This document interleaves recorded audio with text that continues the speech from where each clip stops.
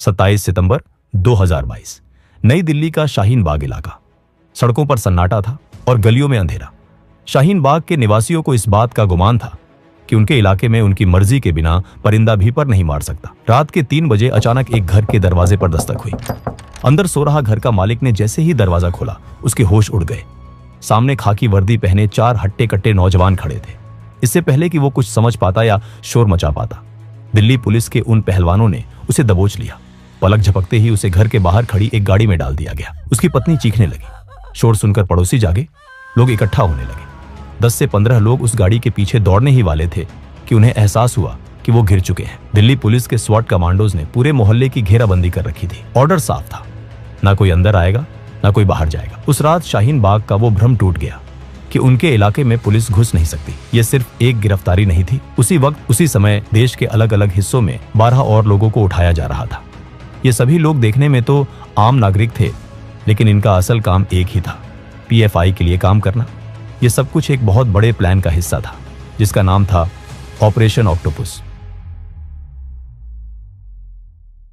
6 जुलाई 2022 बिहार विधानसभा के 100 साल पूरे होने का जश्न मनाया जाने वाला था। 12 जुलाई को खुद प्रधानमंत्री नरेंद्र मोदी इस समारोह में शामिल होने के लिए पटना आने वाले थे। पूरे बिहार में सुरक्षा के कड़े इंतजाम थे, सजावट हो रही थी, लेकिन प्रशासन इस बात से पूरी तरह अनजान था कि पटना के ही फुलवारी शरीफ इलाके में एक बहुत बड़ी साजिश रची जा रही है। फुलवारी शरीफ में अहमद पैलेस नाम की एक इमारत की पहली मंजिल पर कुछ लोग जमा थे। वो हथियारों की सफाई कर रहे थे, ग्रेनेड्स की गिनती कर रहे थे। ये लोग कोई मामूली अपराधी नहीं, बल्कि पीएफआई के ट्रेंड मेंबर्स थे।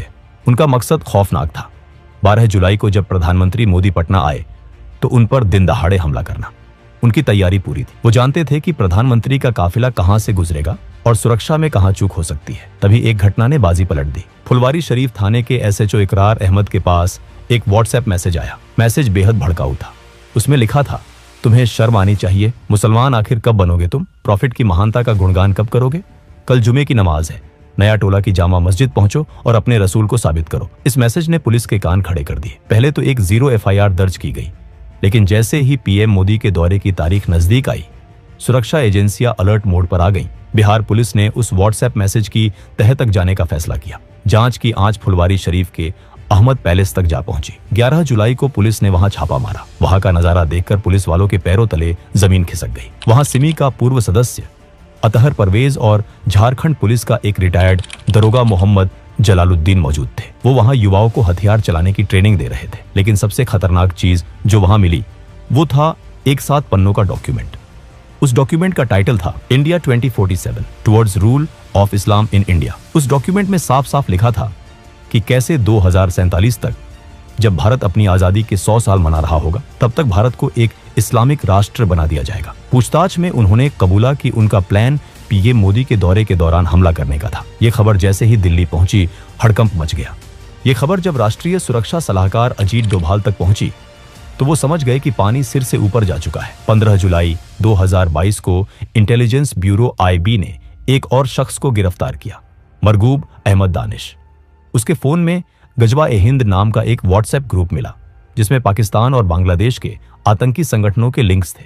सबूत सामने थे। पीएफआई अब सिर्फ एक संगठन नहीं, बल्कि एक दीमक बन चुका था जो सिस्टम को अंदर से खोखला कर रहा था। उसी दिन प्रधानमंत्री मोदी, गृहमंत्री अमित शाह और अजीत डोभाल ने एक गुप्त बैठक की। अजीत डोभाल ने प्रधानमंत्री के सामने रखे सबूतों को देखा और कहा, ये लोग प्रधानमंत्री की हत्या का प्लान बनाकर भी खुले घूम रहे हैं। मेरा मानना है कि ऐसा सोचना भी पाप है। मैं आपको वचन देता हूं कि आज से 90 दिन के अंदर अंदर इस देश की धरती से पीएफआई का अस्तित्व मिटा दिया जाएगा। यहीं से उल्टी गिनती शुरू हुई। डोभाल जानते थे कि पीएफआई कोई मामूली दुश्मन नहीं है। वो सिमी की तरह बेवकूफ नहीं थे। पीएफआई ने खुद को एक सामाजिक संगठन का चोला पहना रखा था। वो स्कूल चलाते थे, गरीबों की मदद का दिखावा करते थे और ह्यूमन राइट्स की बातें करते थे। अगर उन पर बिना ठोस सबूत के हाथ डाला जाता तो देश भर में दंगे भड़क सकते थे। उन्हें विक्टिम कार्ड खेलने का मौका मिल जाता। इसलिए डोभाल ने एक बहुत ही शांत लेकिन घातक रणनीति बनाई। पीएफआई असल में बैंड ऑर्गेनाइजेशन सिमी का ही नया अवतार था। 2001 में जब सरकार ने सिमी पर बैन लगाया तो उसके नेताओं ने समझा कि खुलेआम आतंकवाद की बात करने से काम नहीं चलेगा। इसलिए 2006 में उन्होंने केरल के एनडीएफ, कर्नाटक के केएफडी और तमिलनाडु के एमएनपी को मिलाकर पीएफआई का गठन किया। उन्होंने दुनिया को दिखाया कि वो दलितों और पिछड़ों की आवाज है, लेकिन हकीकत कुछ और थी। 2010 में केरल के प्रोफेसर टीजे जोसेफ का हाथ सिर्फ इसलिए काट दिया गया क्योंकि उन्होंने एक क्वेश्चन पेपर में कुछ ऐसा लिखा था जो पीएफआई को पसंद नहीं आया। 2016 तक पीएफआई पर दंगों के 125 से ज्यादा केस दर्ज हो चुके थे। 2017 में पता चला कि केरल से गायब होकर आईएसआईएस ज्वाइन करने वाले युवा पीएफआई से ही जुड़े थे। पीएफआई ने एक ऐसा इलीगल नेटवर्क बना लिया था जो गल्फ कंट्रीज से हवाला के जरिए पैसा मंगवाता था और उस पैसे का इस्तेमाल भारत में दंगे भड़काने और वकीलों की फौज खड़ी करने में करता था। वो सिस्टम के अंदर घुस चुके थे। केरल और कर्नाटक पुलिस में भी उनके आदमी मौजूद थे। इसीलिए डोभाल जानते थे कि इस बार वार सीधा और सटीक होना चाहिए। अजीत डोभाल ने सबसे पहले पीएफआई को उनके ही समुदाय से अलग करने की चाल चली। 30 जुलाई 2022 को दिल्ली में एक इंटरफेथ कॉन्फ्रेंस का आयोजन हुआ। डोभाल खुद वहां पहुंचे। इस सम्मेलन में सूफी संतों और बड़े मुस्लिम विद्वानों ने हिस्सा लिया। वहां एक प्रस्ताव पास किया गया कि पीएफआई जैसे कट्टरपंथी संगठन इस्लाम और देश दोनों के लिए खतरा है। डोभाल का संदेश साफ था, पीएफआई पूरे मुस्लिम समाज का रिप्रेजेंट नहीं करता। वो पीएफआई को सामाजिक रूप से अलग थलग करना चाहते थे ताकि जब एक्शन हो तो आम मुसलमान सड़कों पर ना उतरे। दूसरी तरफ पर्दे के पीछे असली खेल शुरू हुआ। डोभाल ने आईबी और रॉ को काम पर लगा दिया। आदेश था, पीएफआई के हर छोटे बड़े नेता की कुंडली तैयार करो। वो क्या खाते हैं, कहां जाते हैं, किससे मिलते हैं, उनके बैंक खातों में पैसा कहां से आता है। अगले 2 महीनों तक भारत की एजेंसियां पीएफआई के पीछे लग गईं। पीएफआई के नेताओं को भनक तक नहीं लगी कि उनके फोन टैप हो रहे हैं और उनके ड्राइवरों से लेकर रसोइयों तक पर नजर रखी जा रही है। अगस्त का महीना आते आते डोभाल के पास पीएफआई के हर काले कारनामे का डोजियर तैयार था। अब वक्त था एक्शन टीम बनाने का। डोभाल ने देश भर से ऐसे पुलिस अफसरों को चुना जो निडर थे और जिनका रिकॉर्ड बेदाग था, खास तौर पर उन राज्यों से जहां पीएफआई मजबूत थी, जैसे केरल, कर्नाटक, तमिलनाडु, महाराष्ट्र और उत्तर प्रदेश। इन अफसरों को दिल्ली बुलाया गया, लेकिन किसी को नहीं बताया गया कि मिशन क्या है। 4 अगस्त को गृह मंत्री अमित शाह कर्नाटक गए। वहां उन्होंने कर्नाटक के मुख्यमंत्री और गृह मंत्री के साथ गुप्त बैठक की। बाहर मीडिया को लगा कि ये कोई राजनीतिक दौरा है, लेकिन अंदर पीएफआई के खात्मे की स्क्रिप्ट लिखी जा रही थी। सबसे बड़ी चुनौती थी कॉन्फिडेंशियलिटी। अगर खबर लीक हो जाती तो पीएफआई के नेता अंडरग्राउंड हो जाते। इसलिए डोभाल ने एक और चाल चली। 2 सितंबर 2022 को प्रधानमंत्री मोदी को केरल के कोच्चि में आईएनएस विक्रांत का उद्घाटन करने जाना था। डोभाल भी उनके साथ गए। उद्घाटन के बाद पीएम तो दिल्ली लौट गए, लेकिन डोभाल वहीं रुक गए। वो कोच्चि के गेस्ट हाउस में रुके और वहां केरल पुलिस के डीजीपी और सीनियर अफसरों के साथ गुप्त बैठकें की। मीडिया को लगा कि एनएसए साहब रूटीन दौरे पर हैं, लेकिन असल में वो पीएफआई के गढ़ में घुसकर उनके खिलाफ जाल बिछा रहे थे। इसके बाद वो चुपचाप मुंबई गए और वहां गवर्नर हाउस में महाराष्ट्र पुलिस के साथ मीटिंग की। 21 सितंबर 2022 दिल्ली में हाई वोल्टेज मीटिंग हुई। पीएम मोदी, गृह मंत्री अमित शाह, एनएसए अजीत डोभाल और आईबी चीफ तपन डेका एक कमरे में मौजूद थे। डोभाल ने बताया कि तैयारी पूरी है। 15 राज्यों में पीएफआई के ठिकानों की पहचान कर ली गई है। लिस्ट तैयार है कि किसे उठाना है। प्रधानमंत्री मोदी ने कहा, मैं जानता हूं कि आप लोगों ने बहुत मेहनत की है, लेकिन याद रहे, हमारी एक छोटी सी गलती से देश जल सकता है। हमें उतावलेपन से बचना है। पीएम का इशारा साफ था, ऑपरेशन ऐसा हो कि सांप भी मर जाए और लाठी भी ना टूटे। जैसे ही पीएम से ग्रीन सिग्नल मिला, ऑपरेशन ऑक्टोपस लॉन्च कर दिया गया। राज्यों की पुलिस को सिर्फ इतना बताया गया कि स्टैंड बाय पर रहो। उन्हें टारगेट की जानकारी बिल्कुल आखिरी वक्त पर दी गई। ऐसा इसलिए किया गया क्योंकि इंटेलिजेंस को शक था कि स्थानीय पुलिस में पीएफआई के इन्फॉर्मर हो सकते हैं। 22 सितंबर की सुबह जब दुनिया सो रही थी, भारत के इतिहास का सबसे बड़ा एंटी टेरर ऑपरेशन शुरू हुआ। एनआईए और ईडी की टीमों ने सीआरपीएफ की मदद से 15 राज्यों में 93 जगहों पर एक साथ धावा बोल दिया। केरल, जहां पीएफआई का हेडक्वार्टर्स था, वहां उनके चेयरमैन ओएमए सलाम के घर का दरवाजा तोड़ा गया।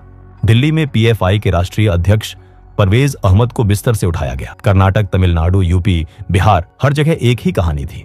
पीएफआई के नेता जब तक संभल पाते, वो पुलिस की गाड़ियों में थे। सुबह होते होते खबर आग की तरह फैल गई। पीएफआई के समर्थकों ने केरल और तमिलनाडु में बंद का ऐलान कर दिया। कई जगहों पर बसों में आग लगाई गई, पेट्रोल बम फेंके गए, आरएसएस के दफ्तरों को निशाना बनाया गया। लेकिन डोभाल इसके लिए भी तैयार थे। उन्होंने पहले ही रैपिड एक्शन फोर्स को सेंसिटिव इलाकों में तैनात कर दिया था। पहले राउंड में 106 बड़े नेताओं को गिरफ्तार किया गया। उनके पास से जो लैपटॉप और दस्तावेज मिले वो चौंकाने वाले थे। उनमें बम बनाने के तरीके, हिट लिस्ट और विदेशी फंडिंग के सबूत थे। लेकिन डोभाल जानते थे कि काम अभी पूरा नहीं हुआ है। बड़े नेता अंदर थे, लेकिन सेकंड लाइन ऑफ कमांड अभी भी बाहर, और वो बदले की आग में जल रहे थे। वो दंगे भड़काने की प्लानिंग कर रहे थे। पीएफआई को लगा कि शायद मुसीबत टल गई है। वो अपने बचाव की कानूनी तैयारी कर रहे थे। लेकिन डोभाल ने उन्हें संभलने का मौका ही नहीं दिया। ठीक 5 दिन बाद 27 सितंबर की रात को ऑपरेशन ऑक्टोपस का दूसरा चरण शुरू हुआ। इस बार निशाना वो नेता थे जो दंगों को जमीन पर अंजाम देने वाले थे। शाहीन बाग से लेकर निजामुद्दीन तक और मैसूर से लेकर मालेगांव तक एक बार फिर पुलिस ने दरवाजे खटखटाए। इस बार राज्य पुलिस ने कमान संभाली।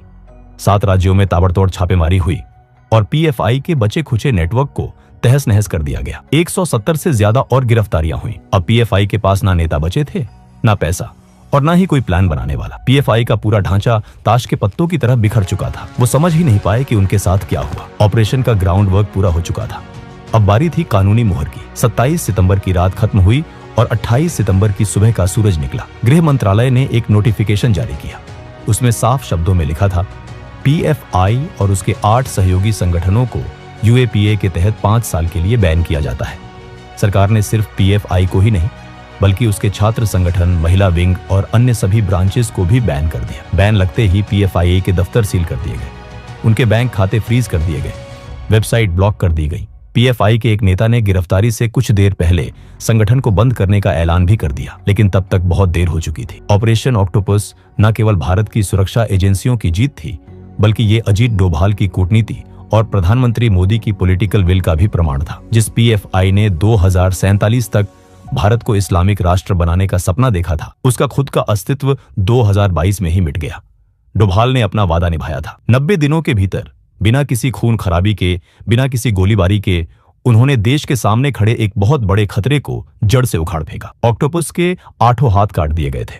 दोस्तों, अगर वीडियो पसंद आया हो तो वीडियो को एक लाइक जरूर करें और चैनल को भी सब्सक्राइब जरूर करें।